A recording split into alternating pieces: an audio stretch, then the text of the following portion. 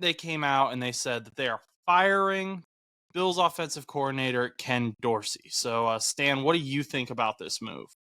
I actually think it's a bad move. I mean, it looks like they have their eggs lined up. They did put Joe Brady in the position, and I assume they have a good understanding of what he's going to be able to bring to the table.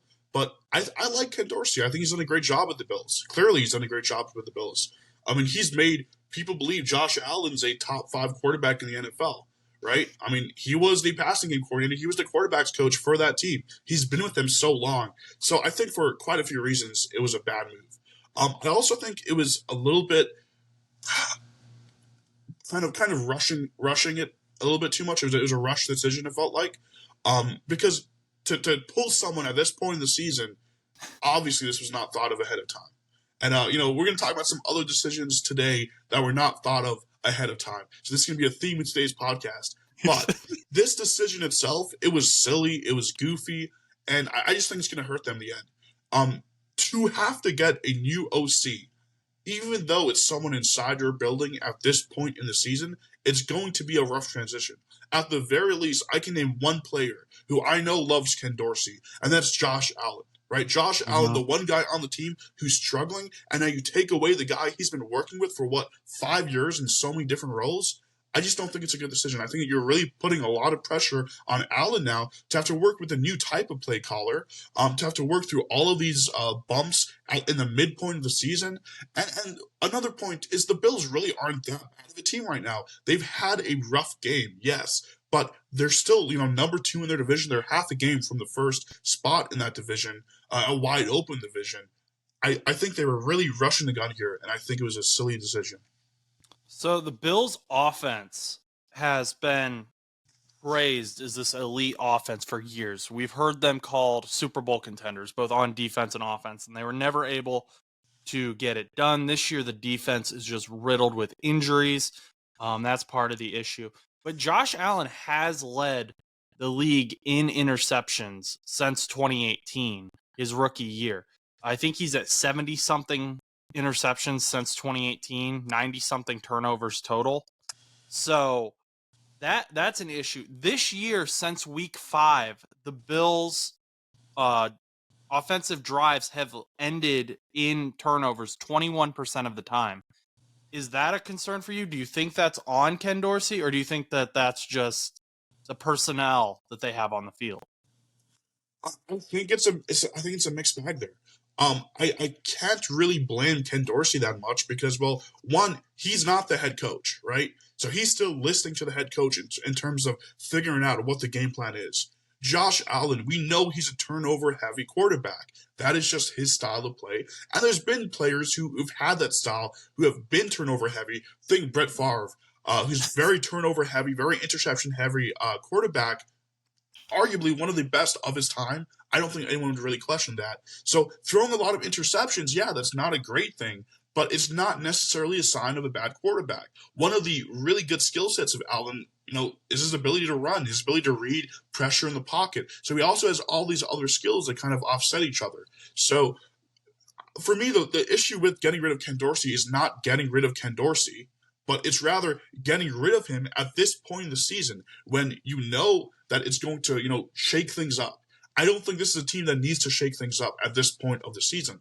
I think what would have been better would be to, get the coaches to maybe add in some new plays and develop their play style. Maybe call for more checkdowns. Maybe run some more screens. Things like that. Those decisions, I think, at this point in the season could be beneficial. But to just scrap away everything, get rid of your OC in the middle of the season, it's a foolish game to play for the Bills, who aren't in a very bad position. They're I think 5-5 right now. 5-5, right outside the playoffs. Yep.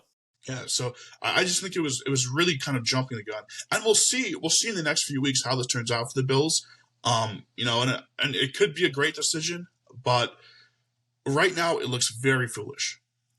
So a few weeks ago, you said Brian Daboll should be fired by the New York Giants. Now, Brian Daboll was the former offensive coordinator for the Buffalo Bills. He kind of helped develop Josh Allen. Do you think that there's a possibility that the New York Giants do move on from Brian Daboll now Daniel Jones is on IR. Tyrod Taylor's injured. They're running with rookie quarterback Tommy DeVito.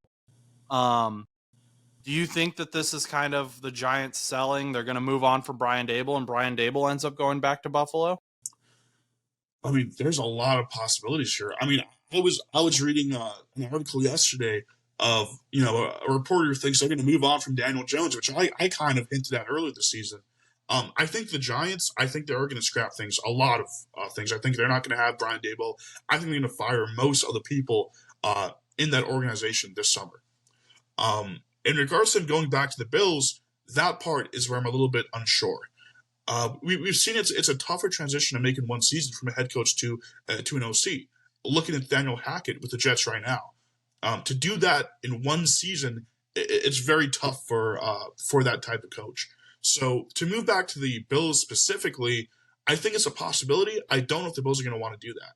I think specifically because now you have Brian Dable very much tarnished. You have a fan base that is hungry for a Super Bowl, that wants to see some heavy pushes, and to bring Brian Dable, despite what he did with the Bills, despite all of the reasons why the Giants brought him as a head coach, I don't think it's going to be a very popular decision. Is it the right decision? I think it could be. I think Dable is very experienced. I think he's just a little bit in over his head with the Giants as of current. Okay, and then final thing about the Bills before we get to your team, the New York Jets. I don't know if you saw this. Trayvon Diggs, who is Stephon Diggs' brother, calling for Stephon to get out of Buffalo, leave Buffalo, and he said Josh Allen didn't pop off until Stephon got there. So do you think there's also a chance that we could see a Stephon Diggs trade request in the offseason? He wants to get gone, go to a different team? I think that's almost guaranteed. I mean, Stephon Diggs, look at what happened with the Vikings, right? He's very hungry for some playoff pushes. He's really hungry for that Super Bowl. I think the issue with Diggs, though, is that he gets a little too emotional off the field.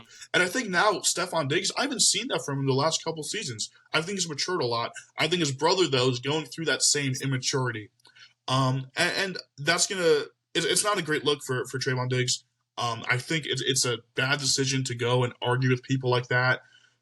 Diggs made mistakes in the game, right? He had drops in that game, right? And he's had drops through the season. That happens with every wide receiver. I think at the end of the day, Diggs is at a team where he's almost guaranteed to make pushes for the playoffs. How many other teams out there are going to be able to afford Stephon Diggs, are going to need Stephon Diggs, and are going to have the type of system that Diggs can succeed in, that he's going to be able to go to? I can't really think of that many. I mean, can you think of any teams that he might be a great fit on? The only one I could maybe think of is Kansas City, and that's iffy because I know he likes to be the main ball handler in the passing game, and they're going to stick with Travis Kelce as the main ball handler over there, I think, no matter who they have on the team. Yeah, and that's the issue with Stephon Diggs. I think it would be silly of him to move on from Buffalo at this point in time, especially because they're still a competitor. They're still a Super Bowl contender. Even that they've gotten rid of their coordinator. I think that is a bad decision. I think it's going to hurt them, but they're still a contender, and I think he's going to be much better sticking out with them. Okay, well, that's all for the Buffalo Bills. Stan had some very good thoughts, very good conversation. Thanks for watching that video, guys. If you want to check out a most recent full episode of No Buts About It, that's going to be right over here. Yeah, right there. Check that out. And if you just want to see more short clips, we're going to have one right over here for you to watch. Check out No Buts About It on Spotify, Apple Podcasts, anywhere you listen to podcasts, so you can listen to us on the go. Once again, have a great day and go do something nice for someone.